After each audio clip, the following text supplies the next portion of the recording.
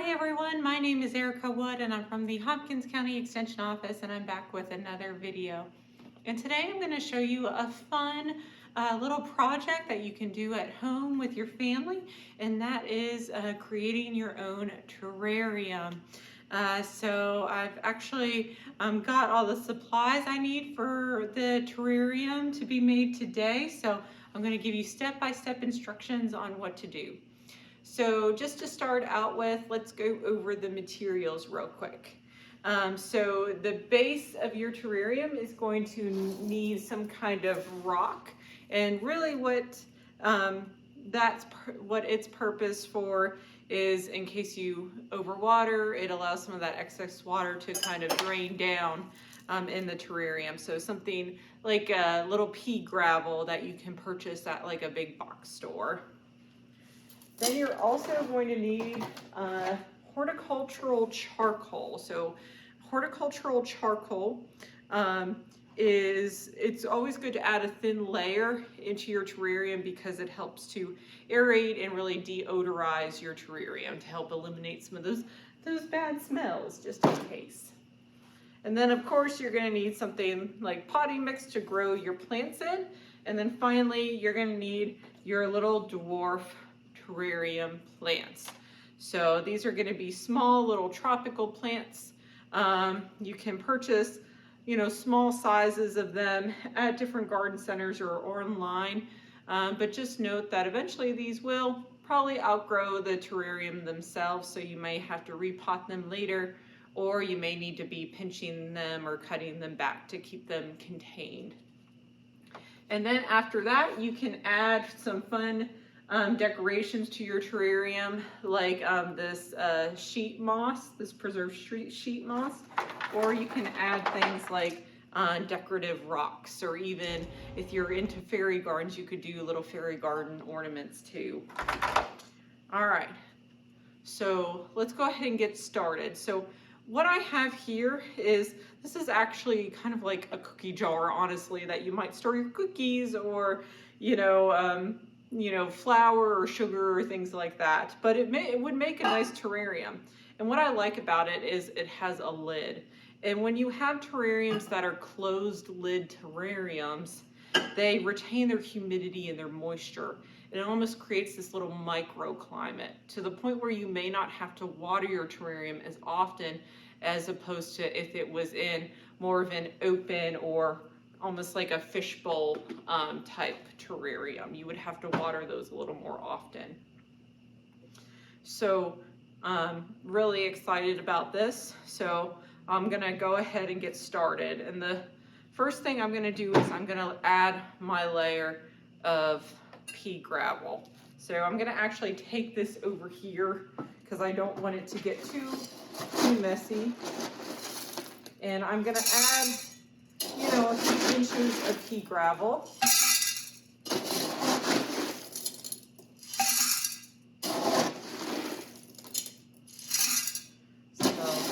you just want to add enough that you can't see the bottom. And this is a pretty big container, so it's gonna need quite a bit, especially compared to a 1 gallon size fishbowl, which is kind of what I'm used to using.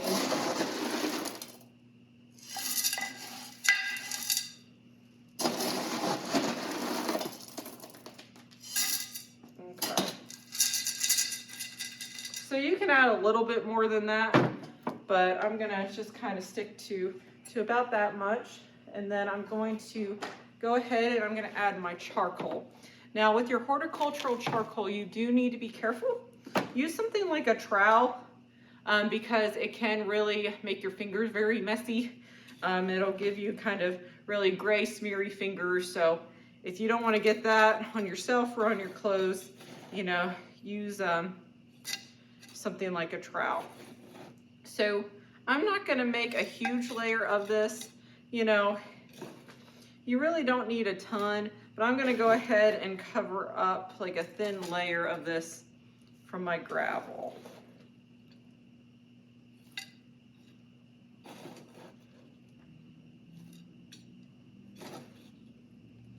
Again, it's really going to help with that aeration overall, and to kind of help eliminate any kind of interesting smells. All right. So I have my layer of charcoal, and now I'm going to add my potting mix. And I want it to be several inches of potting mix because I want my plants to be able to have room to grow. And I'm just using regular potting mix, which is just a mix of things like peat moss and perlite. Could be vermiculite or pieces of bark. And then there might be some controlled release fertilizer in there in the form of these little round spheres that could be like blue or green or yellow. And what those spheres do is as you water the soil, it dissolves. And as it dissolves, the nutrients is released and will feed the plants via their roots. So pretty cool. So with terrariums, you don't really need hardly any fertilizer because quite honestly, you don't want your plants to be outgrowing the container they're in too quickly. So that's important. So I think I've got it about where I want it. Might be a little bit more than I actually need, but I'm gonna just go ahead and stick with it. So whenever you have your dwarf plants, of course, it's good to pick plants that have similar growing conditions. So don't be planting like these tropical humid living plants with succulents because one of them is going to suffer or both may suffer. Really, the only time you're going to use like succulents for a terrarium is like an open terrarium, almost like a little dish garden. For the most part, you're going to stick to humid loving plants, things like your begonias or your pileas or your nerve plants. Those are all some good examples of things that are going to grow well in a terrarium setting. And so when I'm picking my plant, I like to use different colors and textures. If you have kind of like a round container, when it comes to designing or styling, you could, if you want like a 360-degree view, you could plant like a taller plant in the middle and then add kind of more smaller ground cover type plants around it. So as you kind of move it around, you can see all the plants. Or if you know you're only going to see like one side of the terrarium ever, then you can kind of put the taller plants in the back with the shorter plants in the front. So it creates kind of this leveling stair-step effect, and you can actually see all of the plants. So those are just some good design tips to note. So I've got a couple different plants I'm gonna choose from. So I think I'm going to, like I know pileas and begonias tend to do very well. I think I'm gonna trade out my red one though for this pretty more blue silvery one, just to kind of have a nice contrast. So I'm gonna go ahead and just kind of plant these up, and I'm gonna gently take them out of their container, kind of upside down, and I'm gonna go ahead and break up the root ball a little bit. Not a lot, just enough,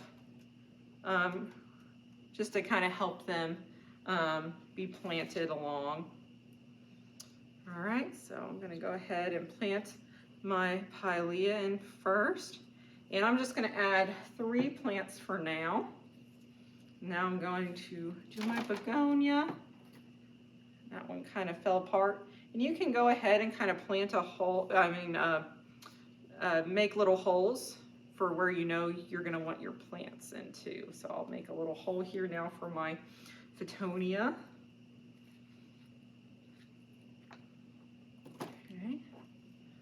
And I'm gonna just kind of firm up the soil around it. Gonna make sure they have plenty of soil around them so they sit nice and snug in their new little place. All right, so that is my terrarium so far. So I'll get a close-up of them here in a little bit. And so now that's kind of the hard part. The soil's pretty moist, so like I'm not gonna have to water too much, but especially depending on your container, if it's pretty enclosed and hard to get to, you can use something like a spray bottle and just kind of spray down in there. And it doesn't hurt to go ahead and spray and mist, especially if it's in an enclosed container, just to kind of keep that humidity up. So I'm gonna go ahead and kind of spray that around the plants. All right, but just always be checking them occasionally for water, for when it comes to watering. But again, you shouldn't have to water fully closed terrariums very often.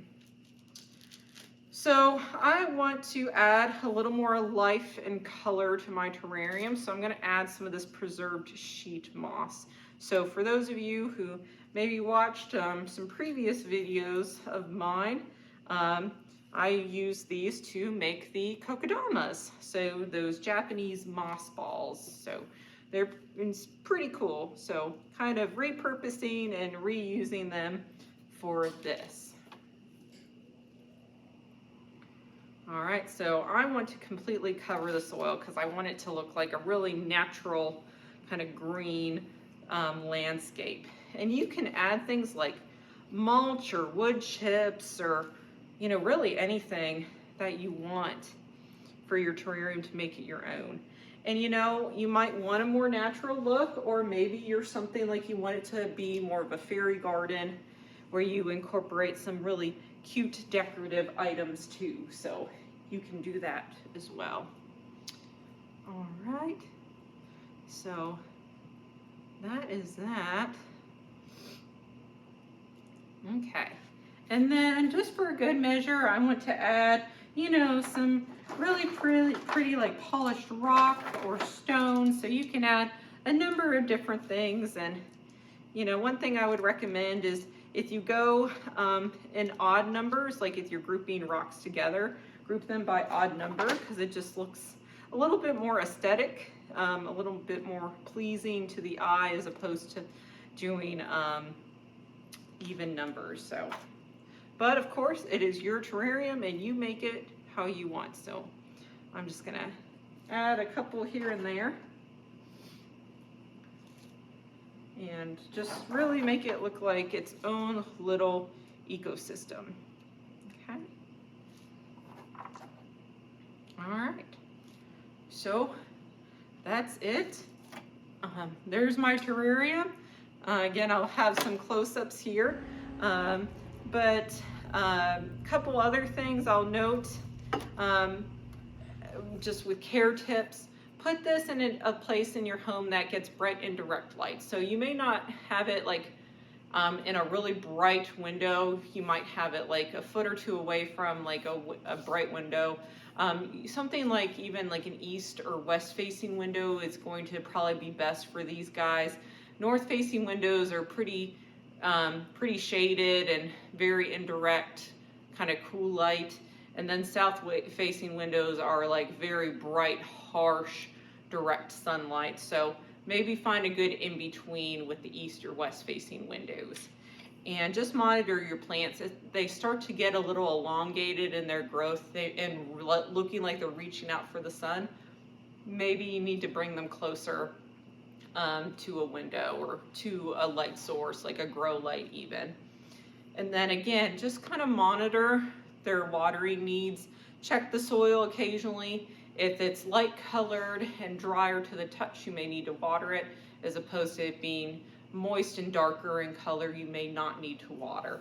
But again, with enclosed terrariums, like this one that has a lid, you're probably not going to water these that often. And it could be weeks, months, or in some established terrariums, even years. It's pretty interesting how it's almost able to function and make its own little microclimate within the container. So,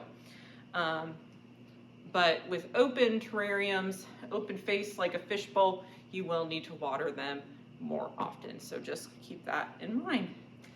And when it comes to plants, prune or pinch them back to help create more compact branching growth. When it comes time that they're like really taking over the container, maybe repot them or divide the plant out into a different container.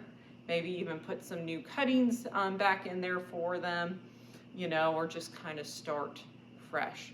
Certainly if anything looks diseased or dead, go ahead and clean that up. May not even hurt to clean up the soil around it in case there might be a pathogen in that soil. You don't want it to infect other plants.